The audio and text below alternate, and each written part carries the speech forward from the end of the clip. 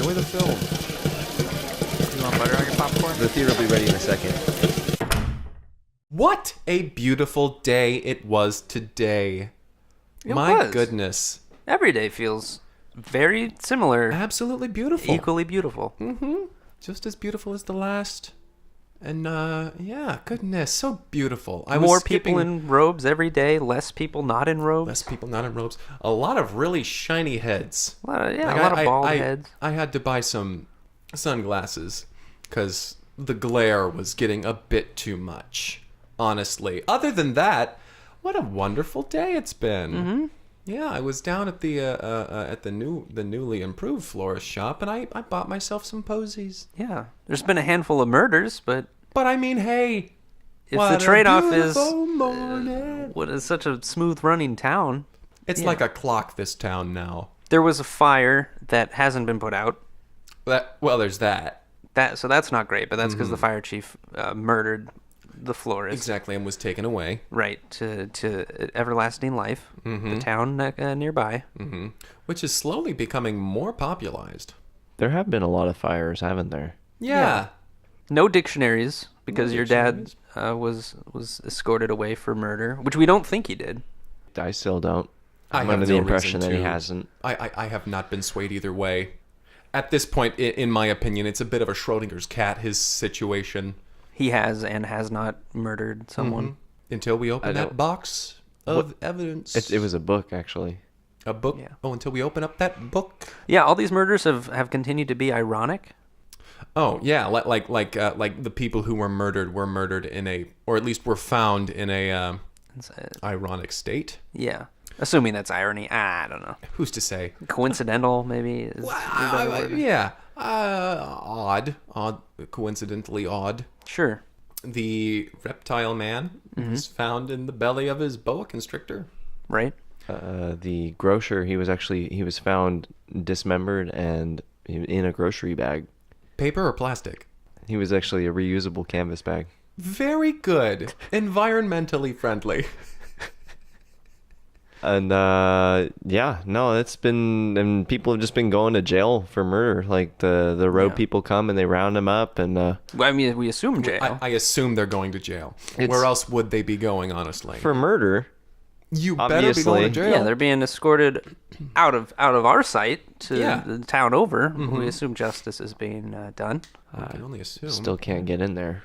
Yeah, but it seems like the wall seems to be getting bigger. I'm terribly sorry to cut you Oh off. no. What were you saying? I was just going to say that everyone who's been who's murdered these people and has been escorted out of town, they seem to be, important people in Timberdale. That I don't know. Timberdale is running smoothly in some ways and not so smoothly in others. I mean, we're talking about fires because the fire chief killed someone and the mayor killed someone apparently, and so Who's here to legislate? exactly. No dictionaries, like we mentioned. The dictionary writer's out of town. That's one of the most important positions in our town. The holder of the words. Yeah. The keeper of the words. It's gone. But I honestly haven't seen any, other than the fact that fires haven't been put out. I haven't really seen any detriment, honestly. I mean, our town plumber killed someone, I guess. I suppose. They were found halfway down a toilet. The person they killed, and so that was ironic in a way. I suppose. I don't know. That one seemed like a stretch. But so a lot of clogged toilets in town right now. Right. It's really just a lot of fires and a lot of clogged toilets. That's And no new laws being passed. Other than that, it all seems pretty good. pretty cut and dry. Pretty cut and dry, this place. Yeah. Oh yeah, my dad showed up. Your father showed up? Yeah, I Daddy just- Harrison? Oh my god. Daddy Right. Michaels Harrison? Yes, my dad showed up, and he was bald, wearing a robe, like as you would. What did he say? Oh, he says he's loving over at Everlasting Eternal. Everlasting eternal He's life. the life, Eternally everlasting the lifing Eternals. He loves it over there. Apparently, it's really nice. So he's not in jail for... No. For murder? No. Did you ask him about that? He was found not guilty By whom? by the jury, I guess. But is he writing dictionaries for Timberdale again? No. No, he's doing it for everlasting. Is he still here? Did he leave? He was here briefly, and he's a busy guy, I guess. I don't know. They got him doing all sorts of stuff over there. He's writing now. dictionaries for everlasting eternal life. Yeah. That's upsetting. I mean, Yeah, why? I felt like he was our dictionary writer. Yeah. I think it's rather not presumptuous, but it's a bit dickish for them to just come in here and take your father on the eve of his murder spree and take him to a walled off community now to write their dictionaries. I also want to bring up that I haven't seen any buildings on fire over in everlasting eternal life, whatever the name of that town is. Hardly any. Because they got our fire They've got chief. our fire chief. I doubt any of their toilets are clogged. I doubt any of their groceries are going unpackaged. And Well, that person was killed. Like The person who was framed for that was that's true. the grocery store manager. I assume their grocery store is full of food. Yeah. Ours is empty because no one's running it. We're slowly becoming a ghost town. It's like a shell of a town. that's crazy. That's insane. Is it insane? But you don't think they're taking over the town? Yeah, how are you I feeling wouldn't about say- infiltration? I wouldn't as a say term? infiltration, really. I mean, they all seem to be... What's to infiltrate? They've got something going on really well over there. It all seems pretty awesome. And so when they bring it here, and they like try to impose their will on us, Impose their will. they start I murdering don't people, know. Well, framing people for murder. Do you we think that's what's happening? That's what's going I feel like since you don't think your dad murdered anyone, Right. and he's out and Well, about. obviously neither did the jury, right? Of jury of what, though? Yeah, we're making a peers. lot of assumptions. So we don't think we don't. Well, let's say I don't think that either. Kyle, do you think that his father did it? No, I don't Do you think Daddy Michaels did it? I don't. You don't think Daddy Michaels did it? I don't think Daddy Michaels killed anybody. Let's say I don't either. Let's say we also don't think that the grocery store manager murdered the grocer, I don't. because we have no evidence, really. The only connection is that a grocery bag. The only evidence that we have that a plumber did something is that somebody was found stuffed in a toilet. Right. But I could only- stuff someone in a toilet. I'm not a plumber. You could just have easily had murdered that someone. Right. It's certainly easy enough for Kyle to drown a florist. Yeah, I don't need to have access to a fire hose to drown a florist. And it's- I've been saying that for years. You have said that nonstop for years. We've all heard it. And finally, it's just as easy for Kyle to stuff someone in a big book and bury them. That's right. It's just as easy for Kyle to have done any of this. I have a theory. What's your theory? My theory is that the Church of Everlasting Life, or Eternal Life, whichever the name is, I feel like we've called it both many times. Many a time. It's one or the other. Both works. I feel like they are murdering people in Timberdale, framing important members of the Timberdale community, and using that as pretense to take them to their own town. Huh. The So plot much for thickens. everlasting life or eternal life, right? I mean, as far as our town is Our concerned, town is being mined for Well, I mean, if you could talented, be quality murdered at people. any point, Timberdale's being cut down, Our mayor is over there, passing laws, I presume. I guess. Well, who was their mayor in the first place? Did they have one? I don't know. There wasn't really much of that town except for the church, was there? Yeah, it was just a church. Now there's a wall and Now there's buildings that aren't on fire. It's kind of like what is going on here? It's kind of like an alien invasion. Or an infiltration. I wouldn't say infiltration. An invasion. I would say invasion. I'll take it. Cheesy Pete's, what the hell's going on around I don't here? know. It seems like every day there are fewer and fewer citizens here that don't belong to the church. And more confusion surrounding Life it. gets more and more bizarre every day. But all we can do is just review movies and guess so. go about our business. Yeah, let's get the podcast going. My name is Kyle.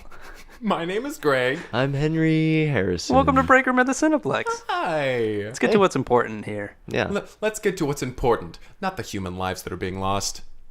But the goddamn movies that were entertaining us. It's the escapism. That's why we do this. That's right. We need it now more than ever. Now more than ever. So we did watch a film this week. We did. Who does anyone want to get this one going for us? This one was called Heaven at the Gates. And it was a movie about an old woman who crochets every single day. And we see the little vignettes of this woman's life through the eyes of her grandson, who has found the blanket years later. Years later, his grandmother has passed, and they're going through her belongings, and they find this quilt. They find this quilt that she's been crocheting and putting together. And it's just a little story of the town. Whole story, yeah. Yeah, it's a whole story. Woman, yeah, the town, her life. The grandson is talking with his wife, and she's like, oh, she seemed like such a beautiful person. I wish I could have known her. And the grandson, he's saying to her, yeah, she was really great. She was a great storyteller. She always could tell a wonderful story. And so they find the blanket, and he's like, wow, if only this blanket could talk. And we kind of jump into the first square.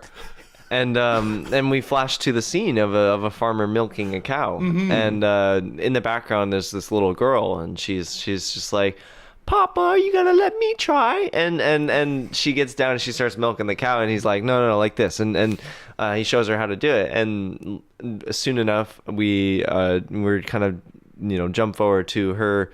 And she's a little bit older, and she's milking the cows on her own. And the father, now also older, we see he has aged. He has a great beard, and he comes over and he's like, my daughter Eleanor, I'm so happy that you're able to do this. My feeble hands can no longer milk old Bessie, and it's the only way that we're able to make income with our milk and our butter churned. And she says, yes, Papa. Don't worry, I'll be your hands. You just tell me what to do and all. And so we have them. They're the little dairy people for this little town. And we see them going into town and with a bunch of jugs of milk and some butter made, and they go up to the general store, and they're like, well, we're here to sell our wares. And the general store, he's like, well, Isaac, I'm afraid I can't take your milk anymore. We've got a more reliable source of milk and butter. That goat over there churns out twice as much as you've been giving us, and I'm afraid we're, as far as finances are concerned, we've decided to go with this goat instead. And so the old man he returns to the cart where his daughter Eleanor is sitting, and Eleanor says, what's wrong, Papa? You seem so downtrodden. What's wrong, Papa? Oh, nothing, Eleanor. I'm afraid we have no way to pay for anything. And at that point, they zoom out of the quilt, and it's back to our scene here. And the grandson Jim, and he's like, "What the fuck was that? Did you see that? It just happened. We were in the quilt." And then immediately it zooms back into this next quilt panel, which is like a severed goat head, and he's like, no, and they're like sucked into this quilt, and they just get this little girl, and there's this dead goat, and we see that she's killed this goat with her bare hands. She's killed this goat. It's little Eleanor. Yeah, right. Little Eleanor has killed this goat. She's trying to save her family. And she's saying to the severed goat head, she's saying, I'm sure you understand. It's just that my family has to pay for things, you see, in order to stay alive. Duh, that's how commerce works. And so she runs back home. Yeah, once she's done explaining economics to a severed goat head. She runs back home, and her father's there, and her father is standing in the doorway. And then he hears this thump and then this rolling sound, and the goat head rolls up and bumps against his foot. And he's like, Eleanor, you shouldn't have. Eleanor, you've made so that we can pay for as much as we need. And we'll cut down anyone who gets in our way. Zoom out of the quilt, and the wife Martha says to Jim, she's like, Jim, what the hell's going on? Did you see that? And Jim's like, I know, this is fucking weird. We need to get the kids out of the house. I don't know what's happening. My grandma's name is Eleanor. This is horrifying. This is disturbing. We pack up the kids. We need to get the hell out of here. Zoom back into the quilt. And suddenly the kids are with them. And they're suddenly there in the town. And they zoomed in on a quilt of a little schoolhouse. And they're suddenly in the schoolhouse, and the teacher's up front and is saying, well, children, I'm afraid that the town is coming to an end here. I'm afraid there's no money in this town anymore. Whereas before it was very easy to make our own little economy system in the town ourselves. We no longer have the means to keep that afloat. So I'm afraid this is the last day of class. This is the last day of class. And all the kids start cheering. They're like, woo! And Eleanor goes up to the teacher after class and is like, so why is our economy not working anymore? And she's like, I obviously understand basic economics, but if you could go into more detail, that'd be great. And she Is says, there well, perhaps an animal that you could direct me towards that's responsible for this? and she says, no, well, it's not really an animal. Although It's the fat cats upstairs. Exactly. It's the mayor. The mayor. He's been saying how we need to shut things down. People are moving out of town. He's been hoarding cash for himself. Yes. And she's like, well, I know how to deal with fat cats. And zooms out of the quilt. and the kids are, Mommy, Daddy, what's going on? And Jim's My like, head hurts." we were in that one. We weren't just watching. We were active a part of participants. and the little kid, my nose is bleeding. And they zoom back into the quilt. Oh, fuck. And it's just... This time it's the town hall. And it's a big boardroom in the town hall. And they just see all these people around a big conference table. Order. And everybody's there's a big rabble happening. Rabble. And there's a gavel guy. We need to raise taxes even more. We know we need to lower them. And they're like, well, we need to get rid of this economy. And then... Eleanor's father's there. More milk. We need more milk in the town. More milk in the town here. Let's go. And immediately the doors slam open, and in comes Eleanor, and she's got a hammer and a sickle in her hand. And she says, some changes need to happen around here. And Jim and Martha, Jim starts like waving his hands, and he's like, "Can someone tell me what is happening?" And they zoom out of the quilt. And suddenly they're like, this is getting too weird. It really felt like something was going on there, and they hear just off camera, something was going on, and they look, and Eleanor has been pulled from the quilt, and they're like, no, and they get sucked back into the quilt. And this time they're on a riverside. They're on a riverside. There's a big tree there with a tire swing. And Jim is like, I remember this from I used to visit this place in the summers to visit old Grandma Eleanor. And Martha is saying to her kids, okay, kids, you stay close. We don't know the rules of this world. Yeah. We don't belong here. And Eleanor says, you could say that again. And they look up. She's up in a tree, and suddenly she disappears.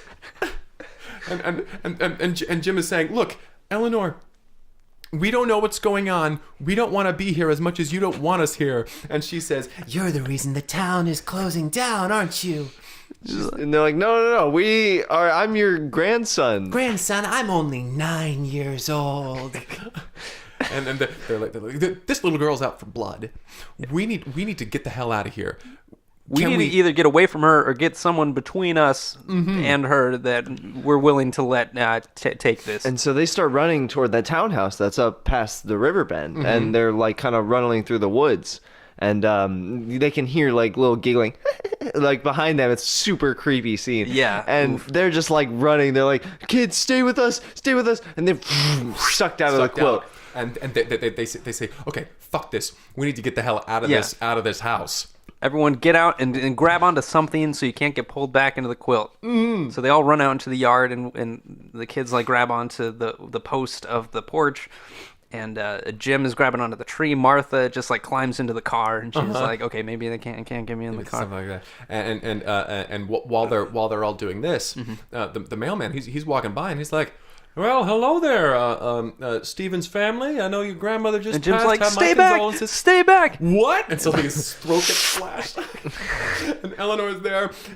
We had a different mailman. Who's this mailman coming in and changing everything? And then there's like a 16-year-old Eleanor in this scene, and she's checking the mail, and she's saying hi to the old mailman, and they're back in the memories at this it's point. like, They're back in the quilt, and it just like changes ever so slightly, so that everything's in the same place. Just everything changes so slightly. Jim's still holding on to a tree. Martha is now in a buggy, a horse and buggy. And the kids are holding on to a porch. And It's still a porch. Eleanor's laughing with the mailman, and she turns and she grabs her mail. She starts working toward the house, and then 9-year-old Eleanor comes out of the bushes and cuts her down. Yeah, 9-year-old Eleanor kills 16-year-old Eleanor. What is this doing to this timeline? Is this really happening? What is going on? We have nothing but questions at this point. And they just keep adding things on. So 16-year-old Eleanor, she falls down and she's like, "Oh God, my legs!" And suddenly we phase. We're no longer jumping. It just seems to be phasing now. Yeah, we're just changing the year. Yeah, it's changing ever so slightly. The grass suddenly lowers again, and cars are suddenly driving by, and the family they gather back together. They're like, we need to get further away from this house. Right, the tree that Jim was holding on to grew slightly because it had gotten smaller when it first changed time, and then the horse and buggy became Martha's a jalopy. like, the quilt. We need to destroy the quilt. That's the only way that we can sever this timeline from our own. So they run back into the house. But in this timeline, the quilt is only partially constructed at this point. It's been only partially sewn because 16-year-old Eleanor is just learning. Learning how and to she just quilt. perished as well. Yes. So now they have to finish the quilt before they can destroy it. So Martha's like, all right, I know how to sew or knit, whichever one. Kids, Crochet. get me this yarn. Get me the yarn. And She's like, Jim, tell me what you remember about this really long quilt. And he's going over the He's the like, squares. there was the milkmaid, and then there was the severed goat head. He's like working his way down the line. He's like, there was the tree, and then there was there was the barn raising. Next line. All right, next line.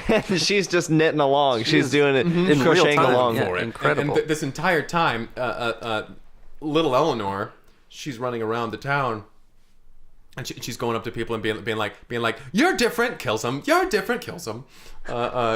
She's just raising. She's hell. unstoppable. And she's trying to find these people that are out of her time. She's like, these people are somewhere, and I'm gonna find them.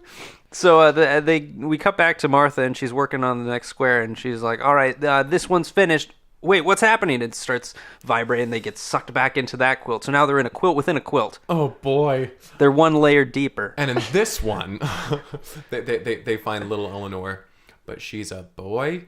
Yeah, because Martha is quilting a replica of the quilt. It's not quite right. Right, exactly. So Eleanor's a boy. The tree is now sort of a shade of purple. Everything's just a little off. The ground is just at a slight angle, and the house is not structurally sound. And they're like, well, okay, keep knitting, Martha. And she's knitting, and they're like, well, maybe we can make a better future this way. And so they she's like, so instead of doing all like the severed goat head and Martha starts re-going over everything, making a full goat.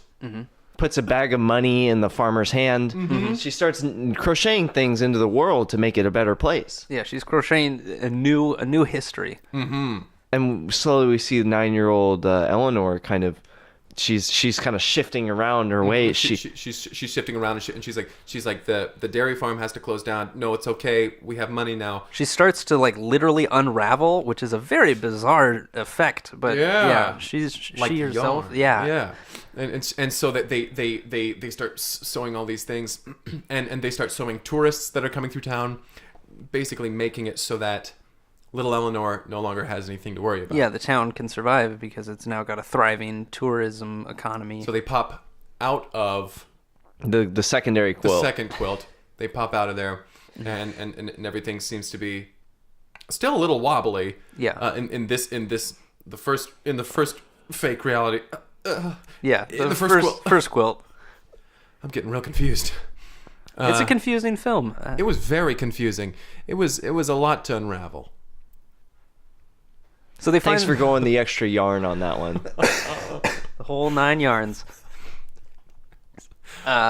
So as they're sewing, as they're slowly fixing the timeline, as it were, making it so that Eleanor no longer has anything to worry. Like we were saying, she's unraveling, and she kind of notices that she kind of makes the connection that they're the reason that things are changing, and she's like, I'm not gonna let you get rid of me that easily. They're like, we're trying to make it better, and still crocheting. And she's like, I don't give a shit. And so she You're not from my time. She slowly starts making her way, like crawling, but her limbs, as they're unraveling, slowly become less and less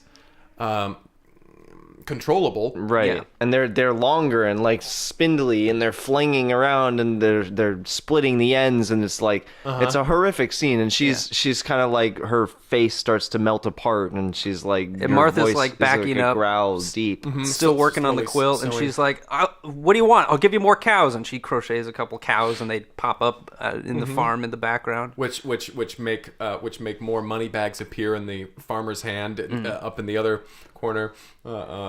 Yes, she's losing her will to destroy, And eventually, and finally in the very last one, she sews her father.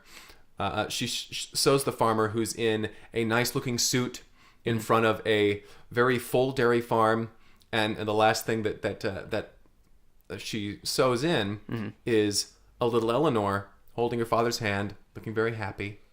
And suddenly the Eleanor that was crawling towards her unravels completely into a single thread and then vanishes. and we just hear the voice, "Thank you for saving me." Couldn't have done it without you. And then there's this whoosh, and they're pulled out of the quilt, and they're in their house, but now it's a mansion. Mm-hmm. And there's cows outside still. It's still a functioning dairy farm in this version of reality. And there's no reason to quilt, shut and it they down. look at the finished quilt in their hands, and they're like, Eleanor lived a full life, and I just want to remember her the way that I want to remember her the way that we made her life. Yeah, before she tried to kill anyone or did kill any. I'm not sure how this all worked out. Yeah, golly. Are those people alive now? What have we messed up? There were so many layers to this. I'm just happy that we were able to get out of this blanket. Thank you, Martha. And Martha's like, yeah, fucking, what the hell was that? I'm glad I knew how to crochet. Yeah, why are you trying to be like sentimental now? This is insane. We're burning We this need blanket. to move. Our now. understanding of how the world functions is fundamentally changed. We got sucked into a quilt.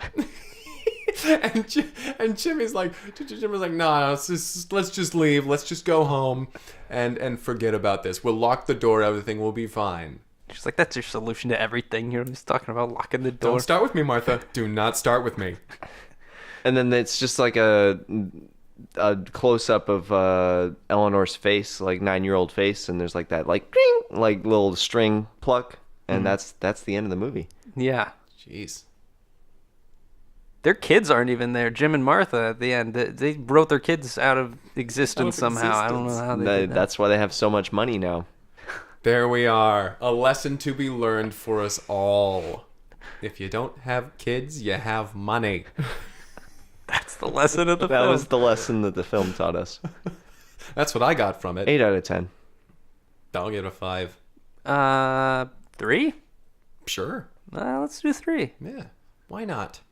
So that was Can I Heaven ask you at the something? Gates. What? Heaven at the gates. Heaven at the gates. Gates. Uh, I worry. you worry? What I about? worry that all blankets are like that. All Do you have a quilts. fear of getting pulled into a quilt? If I had to name my number one fear, I wouldn't tell you about it. Oh, okay. Because you would somehow learn how to use it against me. I don't think we do It's a that. real good attitude you got there. Yeah. Thank you, Henry. Golly, I was really scared that you wouldn't feel that way. Is that your number one fear? No. Huh? I don't We care. should figure out a way to use this against him somehow. Yeah, let's You know what? I welcome it. Come at me, you damned damn to what? fools. Oh. Your dramatic pauses are weirdly placed.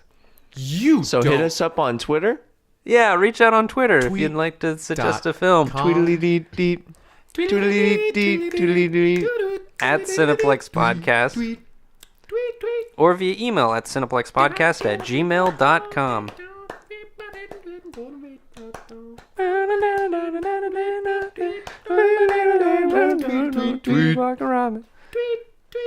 Cineplex. Oh, you gotta tweet us to Cineplex tweet tonight. All right, thank you, Miguelon, for listening all the way to the end. Get on, you goddamn schwimmies out there. Lil Jackson. Lil Anna's out there somewhere. I wonder if she's still got that your kiss tucked away in her pocket. She'd better have it in her pocket. I swear to God, Anna, if I find out your pockets aren't filled with my little kisses, I swear to God, I'll pick you up and I'll put you in my pocket. Save you for a rainy day. Oh, jeez. Anna. Allison from last week. Winky face. Why are you looking at me like that? Florence. Florence. How's your machine? Every time that name comes up, you're going to make that awful joke. I guess we'll see. Bye. Bye. Bye.